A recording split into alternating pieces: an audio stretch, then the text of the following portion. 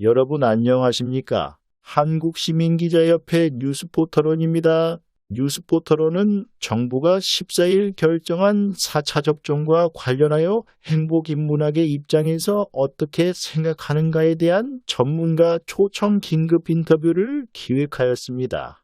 오늘은 20년간 대한민국에서의 웰빙, 힐링, 행복이라는 실제적인 관심사를 연구하고 제자를 육성해 온 국제 웰빙 전문가협회 협회장 김용진 행복 교수님과의 즉석 인터뷰를 개최하였습니다. 참고로 김용진 교수님은 한남대학교에서 철학 교수로, 복음신학대학원대학교에서는 기독교 윤리학 교수로도 활동하셨습니다. 오늘 인터뷰 진행은 대전시기독교연합회 임원 출신인 침례교회 김동호 목사님입니다. 김용진 행복교수님 반갑습니다. 네, 김동호 목사님 많이 반갑습니다. 김 교수님의 예견대로 지난 2월 14일 정부는 특정인들에게 4차 백신 접종을 하겠다고 공식 발표를 했는데요. 사실 작년 11월 초순에 김 교수님이 줌특강에서 4차 추가 접종을 실시할 가능성이 매우 높은 상황이라고 지적하셨던 것이 생각나서 오늘 긴급 인터뷰를 하게 되었습니다. 4차 산업혁명 시대 정신적 멘토인 행복 코디네이터 육성도 하시고 또 유튜브에서 행복 백신을 만들어 배포하시느라 무진장 바쁘실 텐데도 인터뷰에 응해주셔서 감사합니다. 김용진 교수님, 지금 백신 접종과 관련하여 정부 정책은 어디까지 진행되었는지 간략히 정리부터 부탁드립니다.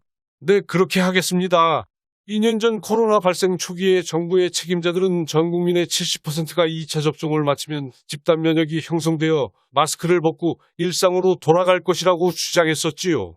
그래서 2차까지 대부분의 국민이 순종했고요.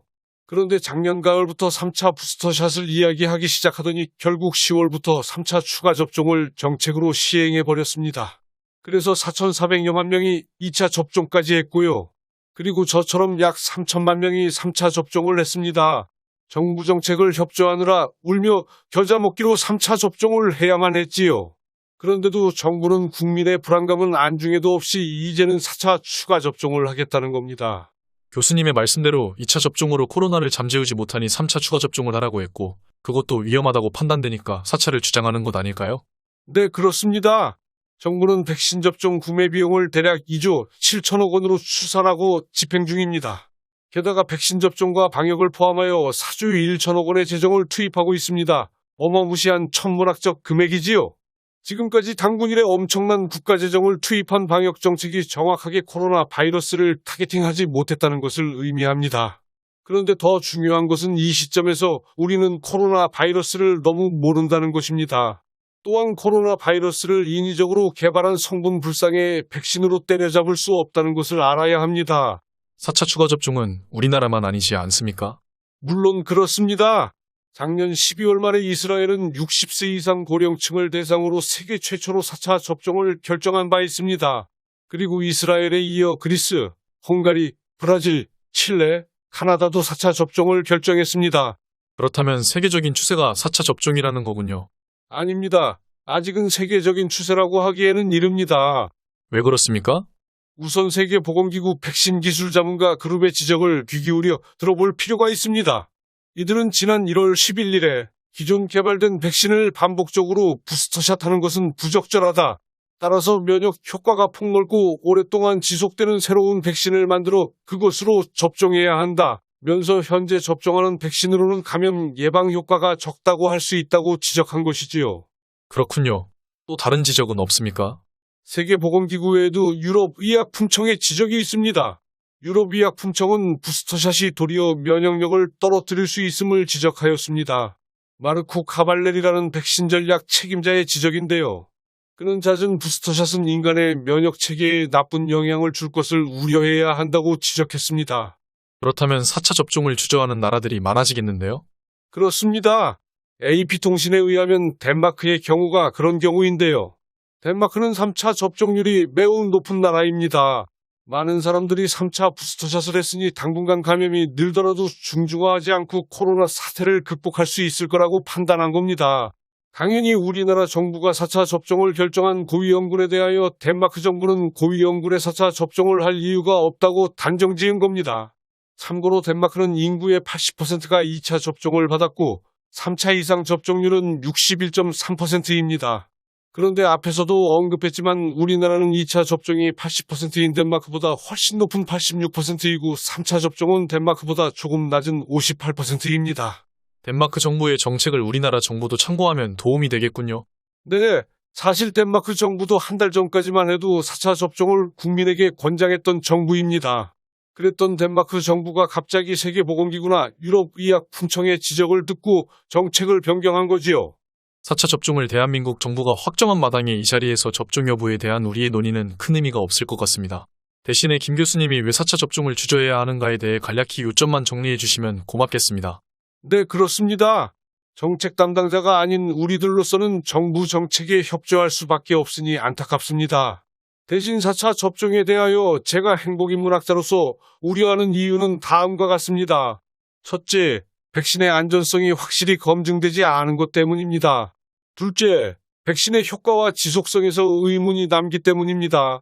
셋째, 추가 접종 대상자의 수가 일부이기 때문에 사회적 예방 효과가 적을 수 있다는 점 때문입니다. 넷째, 백신 후유증이 생길 경우 엄청난 사회 문제가 될 수 있다는 것이 가장 큰 이유입니다. 교수님의 지적에 대해 이해가 됩니다. 충분히 우려되는 부분이기도 하고요. 김동호 목사님께서도 잘 아시다시피 제가 행복 코디네이터 운동을 통해 다 같이 잘 사는 세상을 함께 만들어가고자 하는데요. 특히 코로나로 인해 엄청난 부정심리가 팽배해지고 있는 이 풍전등화 같은 위기를 정부와 국민 모두가 지혜롭게 극복해야 한다고 생각합니다. 이러한 상황에서 정부는 당장 눈앞에 떨어진 불부터 우선 끄고 보자는 아주 관료적이고 무책임한 입장에서 정책을 성급히 결정하고 집행해서는 안 된다고 생각해요. 특히 코로나 백신은 인체에 어떤 부정적 영향을 끼칠지 검증이 전혀 안 된 상황이기 때문에 더 그런 것이지요. 그렇습니다. 그렇다면 우리가 선택할 최선의 대안은 무엇이 있을까요? 백신 안 맞고 사는 방법이 가장 안전한 대안이겠지요.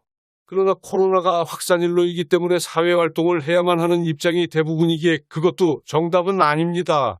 그래서 제가 행복 코디네이터 창시자로서 개인적 웰빙과 관련하여 말씀드리겠습니다.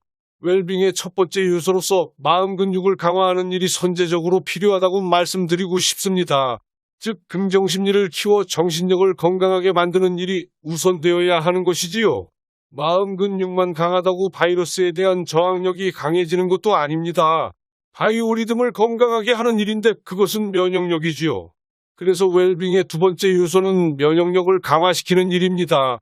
이 두 가지가 선행된 다음에는 경제적 웰빙, 사회적 웰빙, 공동체적 웰빙의 중요성을 언급할 수 있겠습니다. 4차 접종과 관련하여 오늘 좋은 말씀을 주셔서 감사합니다.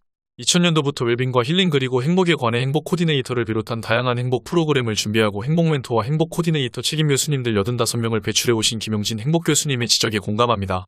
교수님은 대한민국 정부가 추진하는 백신 접종 위주의 대안에서 머무르지 말고 신속히 국민 정신 건강과 행복감 증진을 위한 다양하고도 고차원적인 솔루션을 서비스해야 한다고 주장하신 거지요? 정확하게 짚어주셨습니다. 과학자들과 절대이윤을 추구하는 기업이 인위적으로 급조한 성분 불상의 백신 주사에 의존하는 것은 국가가 합법을 권위로 자행하는 비인간적인 행위라고 비난받을 수 있습니다. 고귀한 생명을 안고 있는 인간을 물체적 존재로만 인식해서는 안 됩니다. 인체는 과학이 발달할수록 궁금증이 증폭되는 참 신비한 미스터리 덩어리입니다. 오늘 인터뷰를 정리하면서 오늘 귀한 시간 내주셔서 감사합니다. 다음 기회에는 코로나 사태와 관련하여 행복인 문학자의 입장에서 좋은 견해를 기대하겠습니다. 그렇게 하겠습니다. 감사합니다.